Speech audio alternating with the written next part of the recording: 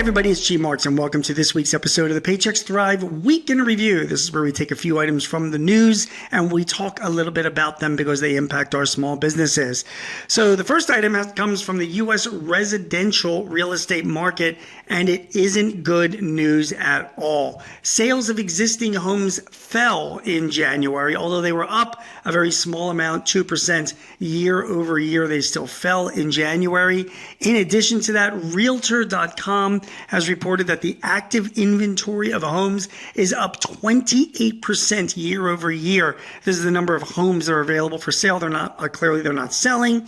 The American Institute of Architects also came out this past week with their billings index. They do this every month. The AIA polls their members to ask, hey, what are you billing and what do you expect to bill? This is a leading indicator because architects obviously work on both residential and commercial properties well in advance. Well, those billings are very, very soft right now, looking forward into 2025.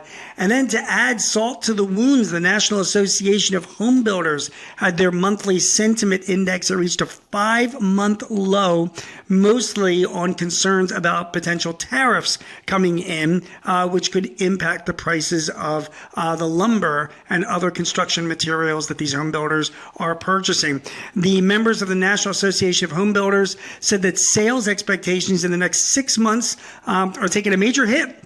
And are expected to be very soft, if not decline, over the next 6 months. So a lot of troubles going on in the residential real estate industry, unfortunately, and this has a big impact on so many small businesses, both directly and indirectly, that serve that industry. So residential real estate still struggling right now, still expected to struggle over the next few months. That is the news that is coming from that industry. The next news has to do with the Corporate Transparency Act's beneficial ownership information. Remember that? Well, guess what? It's back. Remember at the end of last year, we were going to be required to file certain information about our beneficial owners to the Treasury Department. Most businesses were eligible for this. There were plenty of exceptions, but it was estimated that 32 million small businesses would have to be making these filings. It was part of a Homeland Security to make sure to investigate the ownership of a lot of entities of small businesses, as well as shell companies, things like that. So we had to report this information of all of our beneficial owners. This rule was contested in court. It was stayed for a while. There was a national injunction that was in place. But now, according to CNBC, that national injunction has been overturned. It's been struck down. So because that national injunction has been struck down, the clock is now ticking again on all of us to file this information.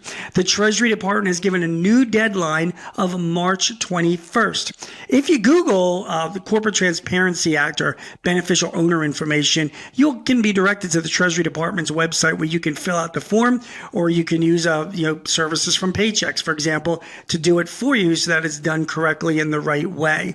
The information that you need to share, personally, will be things like driver's license or passport information about the owners of your entities. And this is any entity, by the way, even if you have a lake house with your family that files a separate tax return. That entity, the beneficial owners of that are listed on the tax return, you have got to file more information about them with the Treasury Department. So this rule is now back on, which means that you need to make sure you're filing. If you don't, you could be looking at penalties of up to $10,000 per entity. So you need to get on it. Deadline is March 21st. The final story that I have this week comes from VentureBeat. It's an interesting story about AI. Not sure if you're aware of a service or a database. It's been around for a long time called Crunchbase. Crunchbase has been around. It was part of the TechCrunch organization.